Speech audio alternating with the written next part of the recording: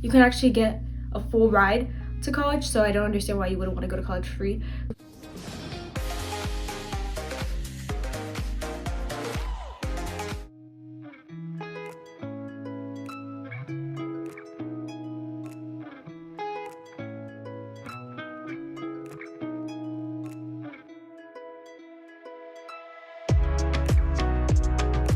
I apologize for not uploading for like a month. I had my last weeks of school and then I had my AP exams, and I really wanted to study hard for those. But today I'm going to be telling you guys about QuestBridge, which is what I use to apply to some Ivy Leagues and to other elite schools, and some of my friends did too. And it's a great scholarship opportunity and application for you guys to apply to if you guys are of low income, or if you're possibly like middle class and you need help going to school and affording to go to these top schools, but you're incredibly smart. For the partner schools, these are the ones that I'm going to show you somewhere, and they are all Ivy Leagues and or elite schools. So there's Duke, there's Emory, there's Columbia, Princeton, Yale, and MIT. Lots of those. Not every Ivy League school is on here, so I believe Harvard is not. So that's just something for you to know, but there are also other great schools, and it's awesome for you to try and apply. I'm gonna refilm this because the blinds were getting all up in my face, and if they get up all in my face again, that's fine. Okay, so for the Quest College Prep Program, the one that you do in juniors, the Quest for Excellence Awards can get you a laptop, it can get you paid college partner visits, and it could also get you reimbursement for any of your application fees or tests. So you might already have a waiver if you're doing this, just because you might have already told your school about your low income needs, but if not, this college prep program can help you to make sure that you get your money back. And then another thing is they can also read your college essay. So as a junior, you should already start thinking about what you want to write for your college essay, and remember that it's kind of based off of like the Common App. So you look at that and then you write about it, and they'll look at it and they'll give you some feedback. At least for this year, the questions that were on the college prep program for the juniors ended up on the National College Match. So you kind of already had that done and over with, and you knew that those are good answers because they kind of accepted you already. But if you want to touch them up, you can. For National College Match for seniors is a bit different, and it's a bit longer. So there's going to be the actual applications where they ask you questions about your family, about their education and your siblings and stuff like that. Ask you about who you are, your race, and it'll also ask you about your income, any assets you have, things like that. Just to understand that you are of low income. They're not going to actually check that in a way, but know that your schools will see it in your CSS and your FAFSA. You'll have to include in the National College Match your school profile, any test scores, your APs, your SAT, and your ACT, and possibly other things like your IB stuff. And then you have to have 2 teacher recommendations. Don't worry if one of them doesn't turn in. That happened to me. You just have to make sure that that teacher sends it to the school that you applied to. But at least make sure that you have one, please. Your transcript, either unofficial or, well, no, it's going to be unofficial because you're still applying. So you have to ask your college counselor for that and the school profile.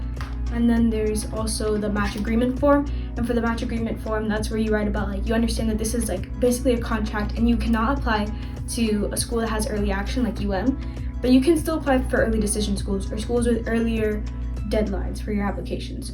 But you cannot go to a school that's already binding. So at least for UM, their early action program is when you apply, and if you get in, you're binded to that. You can't do that because National College Match is a binding program. And if you would rather not do the binding part of QuestBridge, you can also do the QuestBridge regular decision. So that's up to you. So other type of questions they're going to ask you is about your 12th grade coursework and your APs that you have for that year, because obviously you don't have any of those scores yet. And then you write about your work experience or your volunteer experiences, similar to Common App. And if you helped your dad or your mom or anything, write about those too. Those are going to be really important because they just want to see that you have at least some sort of work ethic.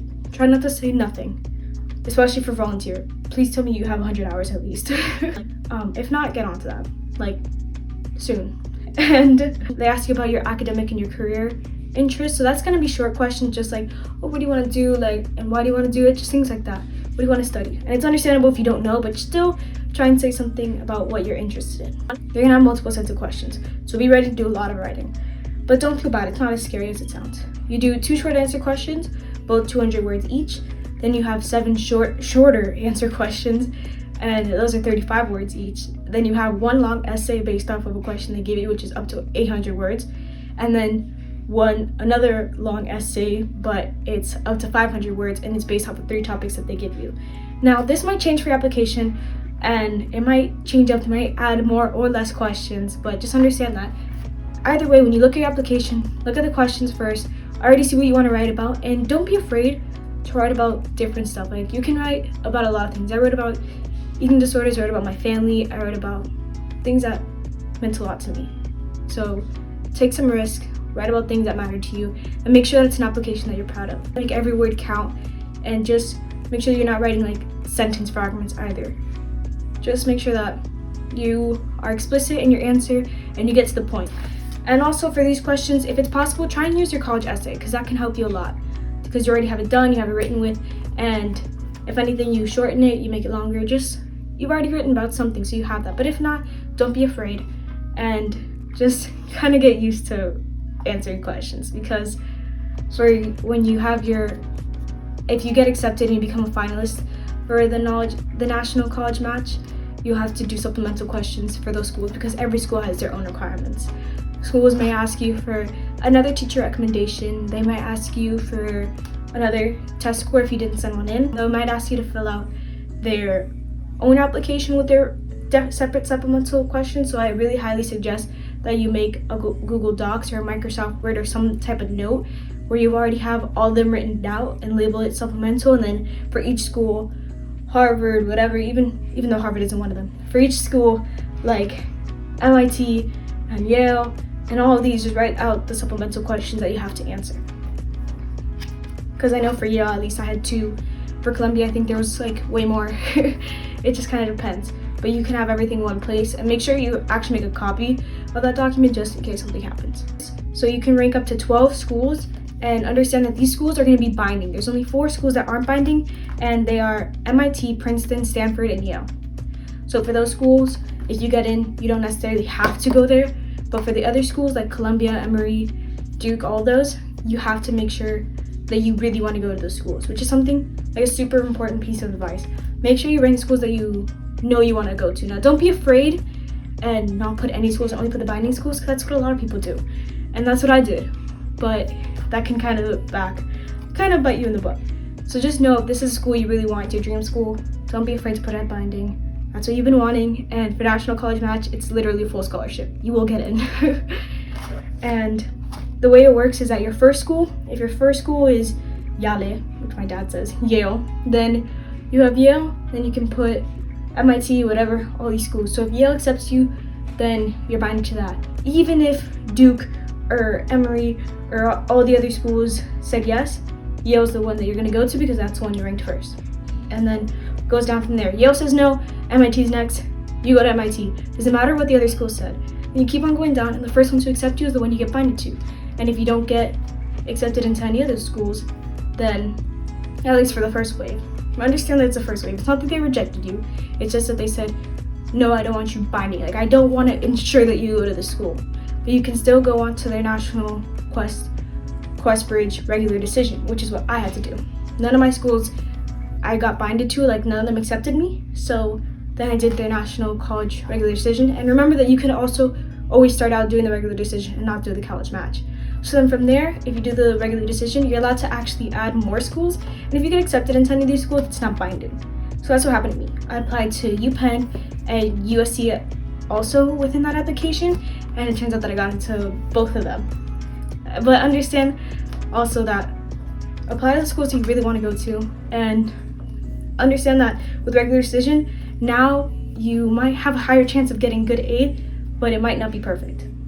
It might still be an expensive school, which is what happened to me, and that's perfectly fine. Just end up making the decision that you feel is really good for you, and you know that you're going to be ready to go to that school and you want to excel there. Please do not base your decision off of what other people tell you, because other people are not you. They have no clue what you want, and if your heart already tells you where to go, listen to your heart. Like, use your brain, obviously. Don't be like, you know, I got into a really good school, but I just don't feel like it. Like, no, don't say that, por favor. Like, get into a school. If you get into a school that's really good and you really want to go there, go there. But if there's also another school that you really feel fond of, and it might not be of higher status, but you see there's other things lining up for you there, then you can choose that too. Hopefully, no one's shoving something down your throat, telling you what to do. Choose what's right for you. I know you guys are going to be awesome, and I wish you all the best of luck as a junior, as a senior, even as a freshman or an 8th grader watching this, or an adult watching for their kid. You guys are all awesome. You guys can do this. Your kids can do this. So, yeah. I bid you adieu, au revoir, adios, and aloha. Bye!